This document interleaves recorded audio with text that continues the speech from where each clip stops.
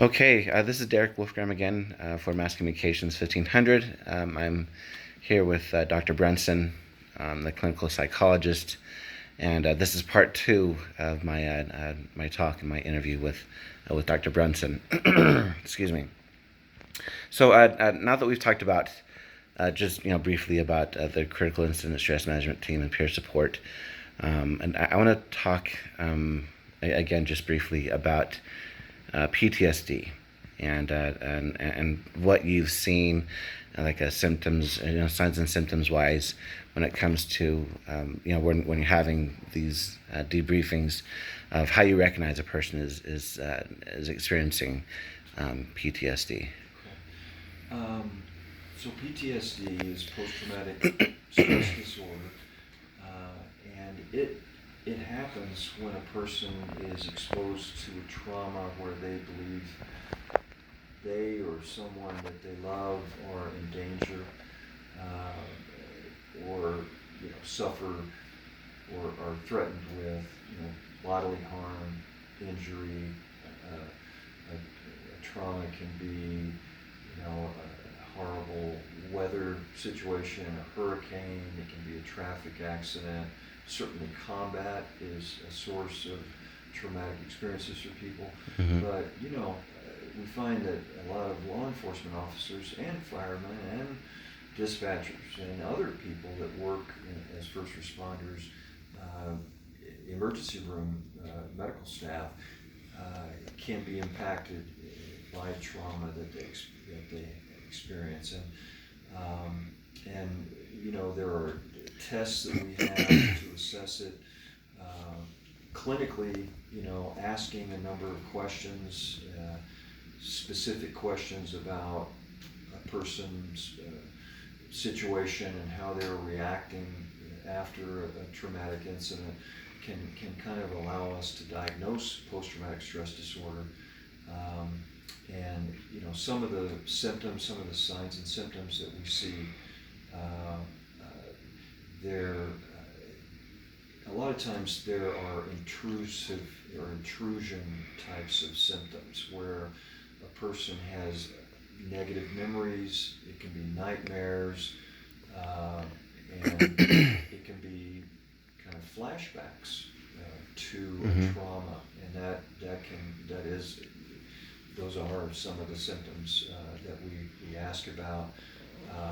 There is often avoidance of certain memories or certain activities that remind the person of the trauma that they experienced. So sometimes for combat veterans, it can be different things that they might have been exposed to, smells or sounds of a certain nature. Helicopters going over, for some Vietnam vets that I used to work with a lot, that was a big issue. Mm-hmm. Trauma can have real negative impacts on a person's thinking and their mood, and so they can have some distorted beliefs about the cause of the trauma, or they can blame themselves, or maybe they weren't able to save a victim in a situation. They can have blocks in their memory for kind of an amnesia for certain aspects of the trauma that they experience. Mm-hmm. And again, abuse and physical abuse, sexual abuse, other kinds of abuse, emotional, verbal even, can have traumatic effects, and people can certainly develop post-traumatic stress disorder from that. And then there's a lot of sort of alterations in a person's mood or their arousal and reactivity, and that can be things like being a lot more irritable or angry. The person might be more reckless, more thrill-seeking, and they engage in some kind of high-risk behaviors that have the potential for some negative consequences for themselves, but they kind of thrive on that. Very often, someone who may have post-traumatic stress disorder, PTSD, they're kind of hyper-vigilant. They sort of scan. It's like the person has eyes in the back of their head, because at all times they're sort of scanning their environment for threats. A very common thing, certainly for law enforcement officers or combat veterans. an exaggerated startle response.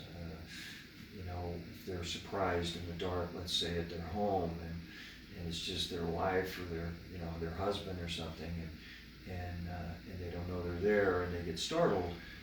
A person that has post-traumatic stress disorder may have a much more extreme startle reaction.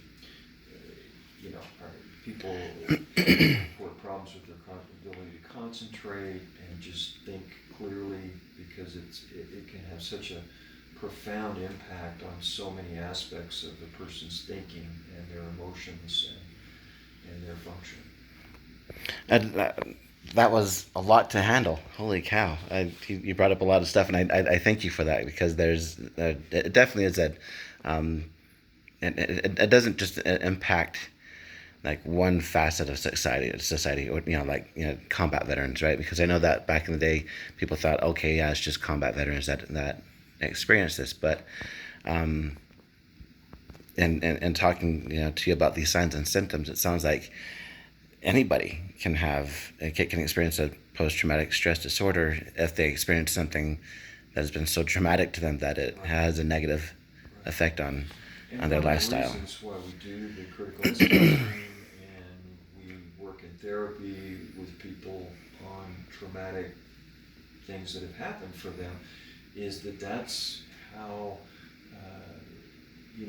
how you can avoid developing post-traumatic stress disorder in the first place. Mm-hmm. If you are able to talk about it and work through it some, and kind of heal emotionally and kind of mentally from the traumatic experience. And then there's some specific treatments that are very helpful for people who have a history of trauma and might have post-traumatic stress disorder. Specific therapies that we did when I was at the VA for a number of years, and also just in my practice, that really can help with post-traumatic stress disorder. Nice. Well, again, we are at 7.5 minutes, so that's, okay. I mean, we're like just trudging along. So go ahead and pause it for right now, and we'll go.